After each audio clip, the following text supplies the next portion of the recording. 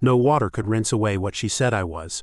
I had only just turned off the shower when Margaret Whitmore appeared in the gap of the bathroom door, the light behind her rendering her silhouette a hard, cold cutout. She did not speak at first. She looked, she measured. Then, with lips that barely moved and eyes that glinted like a shard of glass, she released her verdict. "You can't wash the rot out of your bloodline." The words hit me before the chill of air on wet skin did.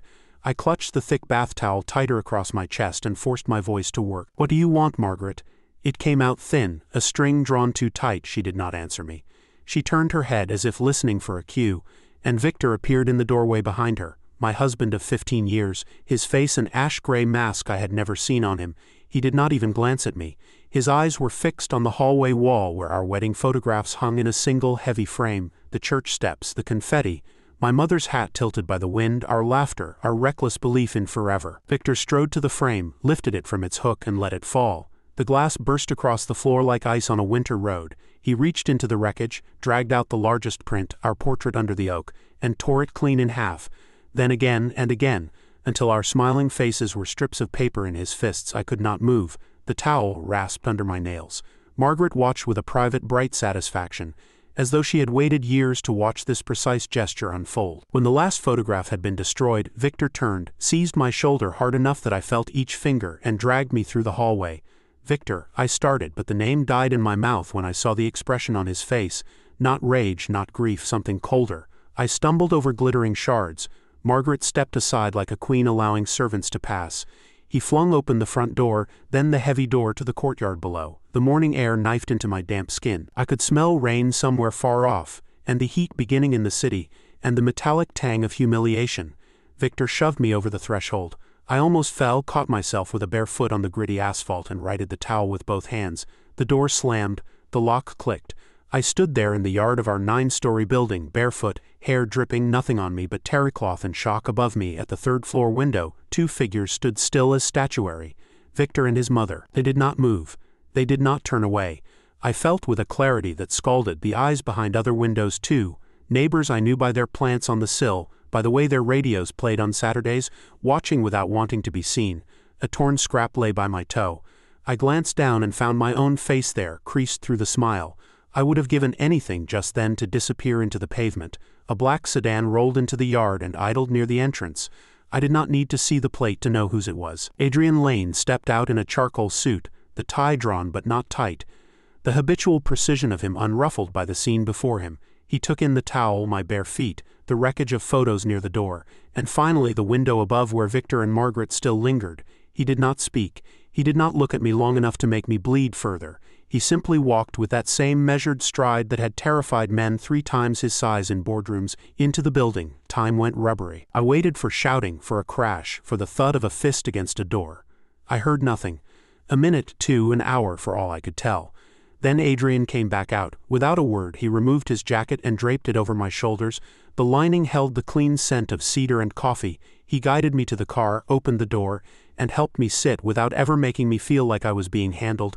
Only when he had rounded to the driver's side and closed himself in did he speak, his voice so calm it felt like stepping into shade after a noon sun. "He's fired," he said. I nodded. My throat finally let go and the tears came. It was not triumph. It was merely something solid to hold in the flood. Adrian started the engine but waited, his gaze still fixed on that window as if willing Victor to feel how it felt to be seen when you wanted most to be invisible. "And that isn't all," he added, voice lower still. "The project he's been sinking money into, the joint venture, I've shut it down. Papers filed tonight. Personal bankruptcy. He'll be left with nothing." I pressed the jacket closer. The word nothing sounded both too large and too small. Out the windshield, Briarwood continued its morning. Buses exhaled. A bicyclist leaned into a turn. A woman tugged a reluctant spaniel toward the park. The ordinariness of it felt obscene beside what I had just become. Someone exiled from her own life by people who had eaten at her table on Sundays. Adrian said nothing more on the drive to his apartment. He understood, better than any comforter could, that silence can be a kind of shelter. He keyed us into the loft, all glass and order and quiet, and pointed toward the bathroom. "Shower. Closet has sweats, a sweater. I'll make tea." The words were logistics, and because they were logistics I did not crumble. I did what he asked. Hot water is a marvelous liar. It tells you that you can be new again in 10 minutes. It told me so, and I almost believed it until I shut off the tap and Margaret's sentence, rot in your bloodline, returned with the precision of something etched. I borrowed a gray tracksuit from Adrian's closet, the sleeves a little long, the fabric soft with the wear of a thing that has survived a life. On the table waited tea, and a plate of the simple butter cookies he bought from the same bakery every week, because routine for my brother was a rope he could grip with both hands. We sat, I drank. The tremor had left my fingers but not my chest. It struck me with a steadier force than my humiliation. I needed to know why. Not the gossip version, not the neighbor version. The why that showed its face when you turned the lights on and made it stand still. I'm going back, I said. Adrian lifted his eyes. For what? Not my things. I want him to look at me and tell me why. You saw him, he said. You know what he's capable of giving you. I don't care if he can't give a sentence. He can give me a word. He held my gaze for a long beat, measuring resolve against danger, as he had done since we were children, and I insisted on climbing trees higher than the teacher said was decent. 10 minutes, he decided at last. I'll wait in the car. If you aren't back, I'm coming up. The building smelled of yesterday's soup and old varnish. The hallway floor glittered with glass that no one had swept. The apartment door was ajar, not an invitation, more like a mouth that couldn't quite close after a shout. Victor sat slumped on the couch, head in his hands. He looked decades older than he had that morning. Whatever he had found in the mirror of himself after Adrian left had drained the color from his skin. Victor, he flinched but did not look up. I want to know why, I said, and the steadiness of my own voice surprised me. What did I do? What did your mother mean by rot in my bloodline? Look at me, he didn't. He groped at the cushion beside him, found a folded sheet of paper, stood, and placed it on the coffee table as if handling an errand parcel. Here, he said hoarsely, all your answers. Then he shut the bedroom door between us. I unfolded the sheet. It had been carefully aged, the yellowing too theatrical, the creases too crisp, the stationery too fine, the script, all loops and sorrow, addressed my dearest friend Veronica, and confessed to a love long ago between Helena Lane, my mother, and Victor's father, how she had destroyed a family, how she repented, how she feared she had passed her sinful blood to her daughter and prayed that the girl would be clean where the mother had been stained. For a moment I forgot to breathe. The words didn't add up, not in the arithmetic I knew of my own life. My mother did not write like that. She did not speak like that. Helena, practical, brisk, kind to a fault, expressed grief like a woman repairing a garment, needle in, needle out, mend, not, snip. She would never use the phrase sinful blood. She would never address Veronica that way. And yet the letter had a terrible, cunning power. Standing over it, I felt my entire childhood, the wallpaper, the kitchen clock, Helena's laugh in the morning, teeter.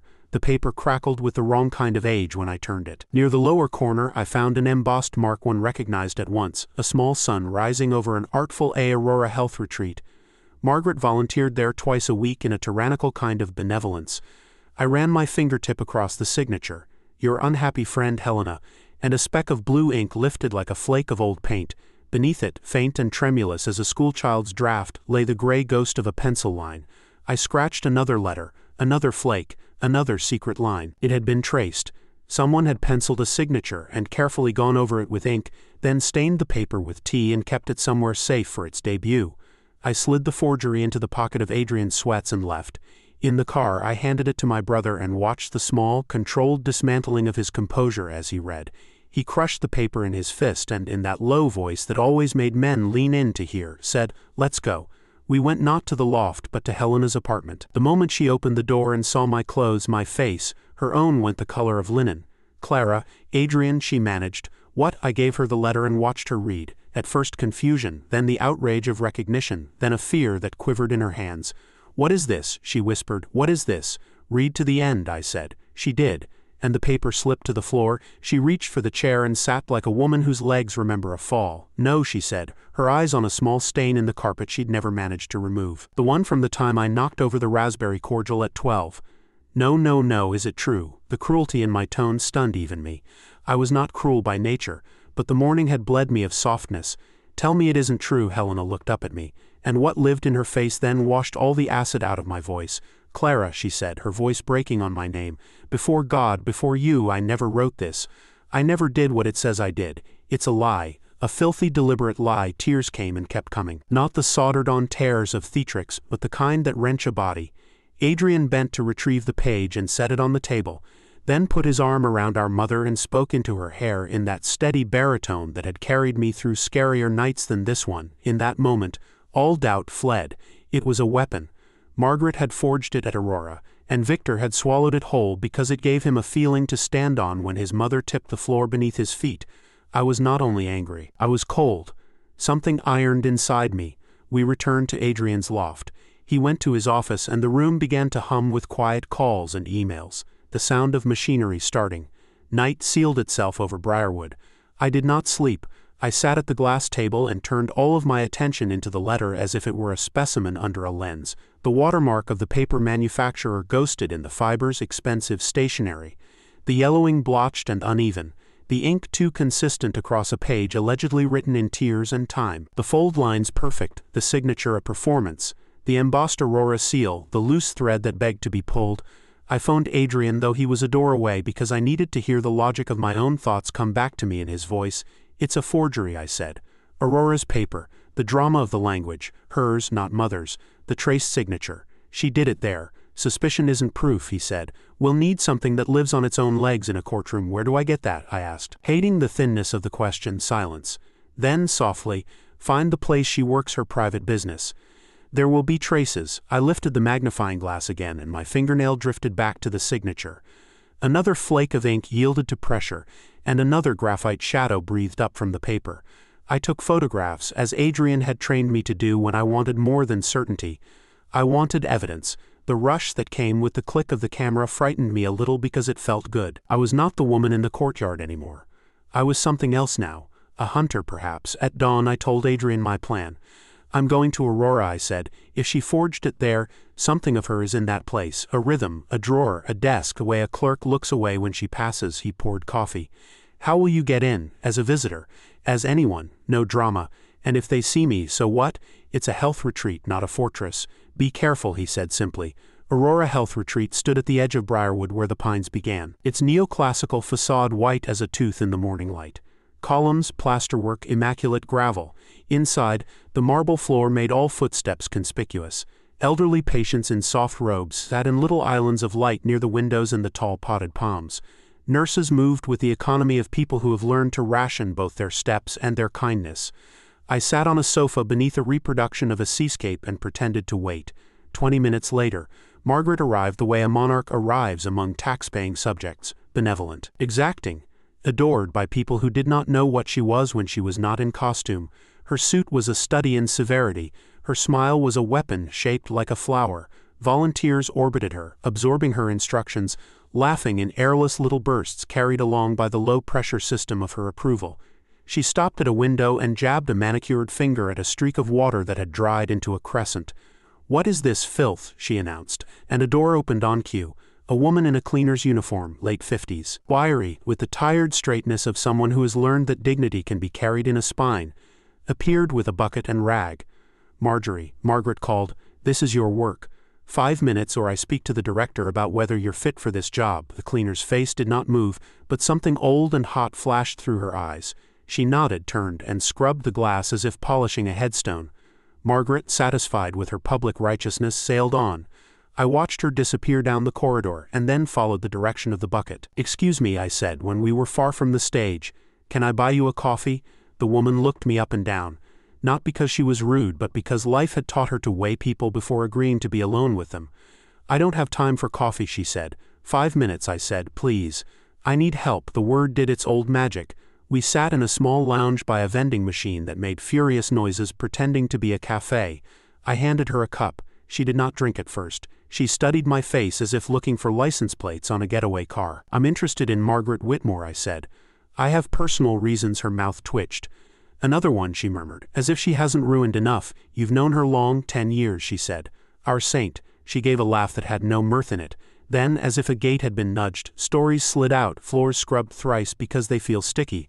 A pay docked for a vase Margaret herself had elbowed off a sideboard. Small public humiliations administered like vitamins. Each anecdote was a petty pebble, but together they made a landslide. I let the landslide come, then asked, "Does she keep things here? Papers, a desk, somewhere she disappears too?" Marjorie Hill, she told me her name when she realized I was not leaving, fell quiet. "Why do you want to know?"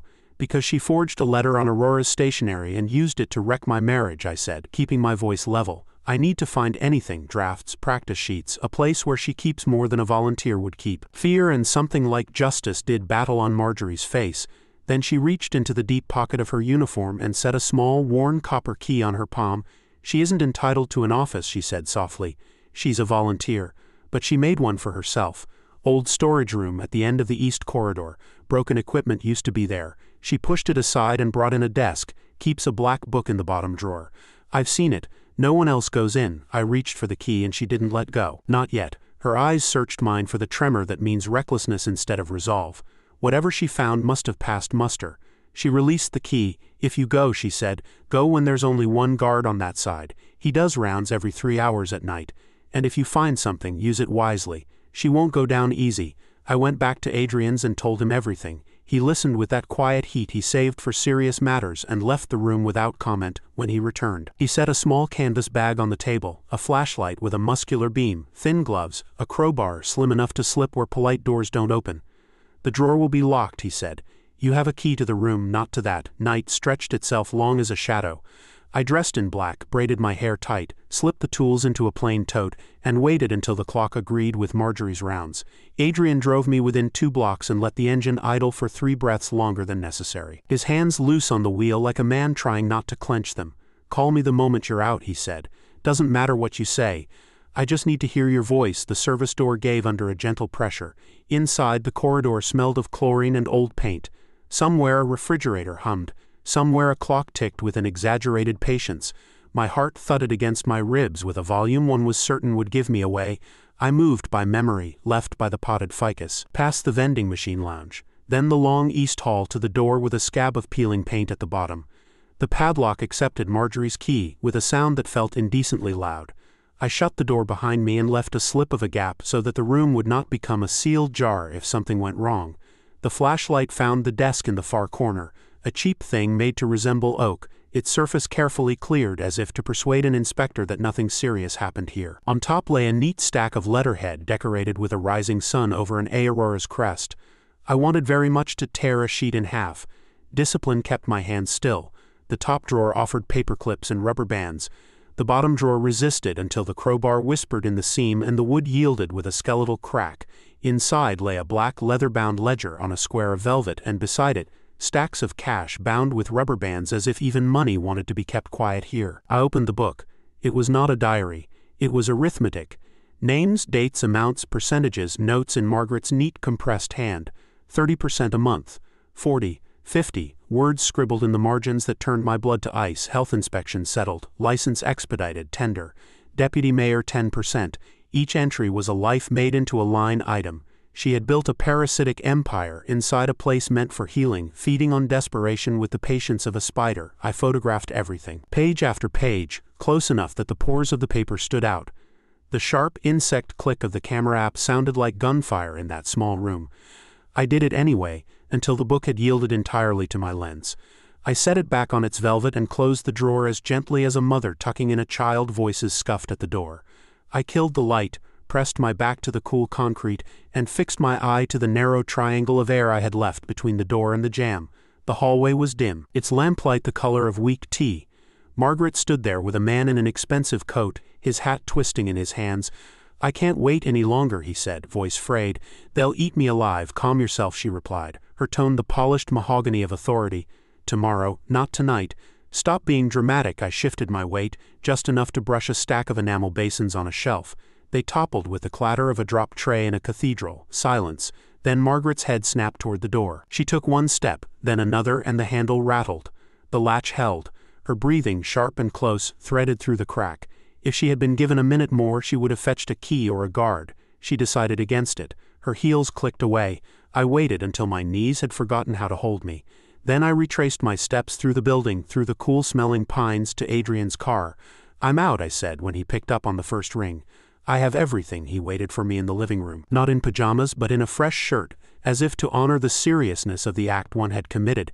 I showed him the photographs. I watched his face sharpen, his anger clarify. "This isn't just loan sharking," he said, pointing at a margin note. "Look, Health Department, Deputy Mayor, she's a hub." He began to pace, the way he does when problems become systems in his mind. "We can't bring this to the police without a witness. Not with those names." I knew he was right. Men with titles didn't go to prison because a woman with a camera had been brave. "Then we find someone with nothing left to lose," I said. or someone she hurt so badly he can't say no to the truth. We began to read the names together. Briarwood is a small city with a long memory. Adrian knew most of the business owners on that list. Too timid, too compromised. That one's son needs surgery. That one's wife is ill. Their fear was built into the numbers. I felt hope thin to a filament. Then one entry snagged my eye. Samuel Drake, bakery, Old Kettle. Why an old kettle? I asked. Adrian's gaze went distant, then returned with a click. 8 years ago, he said, the Whitmore coffee shops, Margaret's late husband's chain, went head-to-head with Drake's bakery. He baked the best pies in the city. The coffee shops were half empty whenever he pulled a tray from the oven. Then he had a series of accidents, a surprise inspection, a supplier who suddenly broke a contract, a piece of equipment that mysteriously burned out. He went under, sold for pennies, and a Whitmore cafe opened in his old location. People talked about it, but there was nothing to prove. He tapped the words Old Kettle. She didn't just loan him money, she took his last bit of pride for collateral. We looked up Samuel's address. The new bakery was far from the center, a tired storefront between a tire shop and a business that sold gravestones. I drove there before noon the next day because patience had become a luxury I could not afford. Adrian offered to come. I refused. The man I needed would not tell his story to a wealthy factory owner. He might tell it to a woman whose life had also been taken apart with neat, efficient malice. As I turned onto the street, my heart pitched. Margaret's car eased away from the curb in front of the bakery and disappeared around the corner.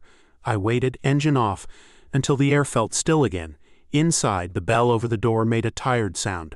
The glass case held yesterday's bread. The man behind the counter had the build of someone who had once lifted sacks of flour for sport and now lifted them because he had to. 50-ish, gray at the temples. A face collapsed inward by too many losses. What do you want? He asked without curiosity. Mr. Drake, I'm Clara Whitmore. The name hit him like a lash. He recoiled so quickly his shoulder knocked the shelf behind him. Leave, he said, please. He glanced at a door to the back room as if something precious crouched behind it. I'm not here to make trouble, I said. I know what she did to you. I know about the debt. I have proof. He went the color of chalk. I don't know anything, he said. I don't want to know anything. Go. His hands shook as he set a paper bag on the counter he had not filled. It was not coincidence that Margaret had been here minutes before. She had already stiffened the fear in him, already tightened the leash. I tried once more, softly, plainly, and saw at last that pushing him now would snap something brittle and unrecoverable in him. I left with the bell's tired chime at my back and the taste of failure in my mouth. At home, Adrian and I returned to the ledger and the photographs. A plan, half-formed and dangerous, began to take on edges.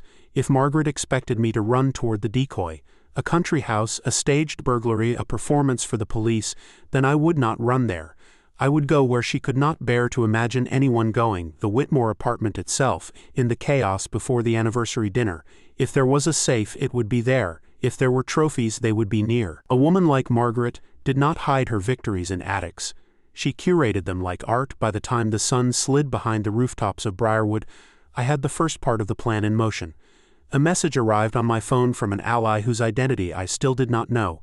Someone inside the Whitmore household who had decided for reasons of conscience or revenge to help me. A floor plan of the apartment, notes in a familiar old-fashioned hand, and one stark instruction. Catering uniform in a bag by the chute at 6:30 p.m. Staff entrance through the back. I did not know who she or he was. I knew only that the lines looked like a lifeline. At 6:30 I retrieved the bag. At 7 I slipped in with the catering crew through the service door, a tray on my shoulder and my heart in my throat. The kitchen seethed with bodies and orders. In the living room, even in an evening gown, Margaret commanded with the cool largesse of a general distributing medals she had won for herself. Victor stood near her in a tuxedo. White-faced, his eyes logged on his phone for some alert he hoped would tell him I was a criminal at last. I kept my head down and walked the corridor to the room at the end, the study she had fashioned into a sanctum. The handle refused me. I expected it to. Patricia, no, Marjorie, had once mentioned that a floorboard behind the big shelf in that room rose a hair above the rest. I slid the shelf just enough to slide my fingers behind it, used the little crowbar to pry the board, and found what I had hoped for. A tiny old-fashioned safe with a dial. I tried the obvious numbers, birthdays, and anniversary, the dates that matter to ordinary people. Nothing. Then I remembered the story Margaret loved to tell about the car crash she and her husband had survived, August 12, 1985, and spun the dial to that sacred date. The handle turned. On the top shelf sat an old silver kettle, dull with time, absurdly elegant for what it was. a token ripped from a man who baked bread for a living. Under it lay a small leather photo album worn at the edges. I lifted it and opened to the first page out of a curiosity I could not help, and the world slowed to a throb. The girl in the photographs was Margaret at 20, laughing with a radiance that made the air around her shine. Beside her, arms looped, eyes tender, stood a young man I recognized despite the decades smoothed from his face. My father. My hands knew what to do, even as my mind flailed. I slid the album into the hidden pocket I had sewn into the lining of my jacket for exactly such a treasure. I lowered the kettle carefully through the study window into the lilac bushes outside. I would collect it after I left. I set the board back, shoved the shelf flush, and stepped back into the swirl of hired help. Victor did not see me pass within 3 feet of him. In the yard, I fished the kettle from the hedge, hid it under a tarp in Adrian's trunk, and drove not to my brother but to my mother. Helena opened the door and read my face the way a mother reads the sky before a storm. "Clara," she said, "where have you?" I set the album on the table between us and opened it. She looked down, and everything that had survived the day inside her broke. "Where did you get this?" she whispered. "It doesn't matter," I said. "Tell me the truth." She sank into a chair, and with the slow inevitability of a tide, the story came. More than 40 years ago, when my father was fresh from the army and Helena still a student, he and Margaret had been in love with the kind of fire that pretends to be destiny. He left that fire when he met Helena and chose something steadier, truer, less theatrical. Margaret married another man as if to punish the world and never forgave either of them for being happy. She spent her life poisoning the air around our family, and when I married her son, she discovered a second, more exquisite revenge. "Why call me rotten?" I asked. "Why hate me so particularly?" Helena looked up, shame and fury braided in her face. "Because she tried to make sure you were never born," she said. "And because when she failed, she decided to make your life taste like failure." The clock on the wall ticked into the silence after that. I looked at my mother's hands, at the creases time had written there, at the woman who had made soup when I was sick and shown up at school plays early to get the good seat. She had carried this secret for decades, not a sin, but a history she'd been made to feel was one. I took her hand. The cool iron resolve inside me clarified into something steadier than rage. It felt like purpose.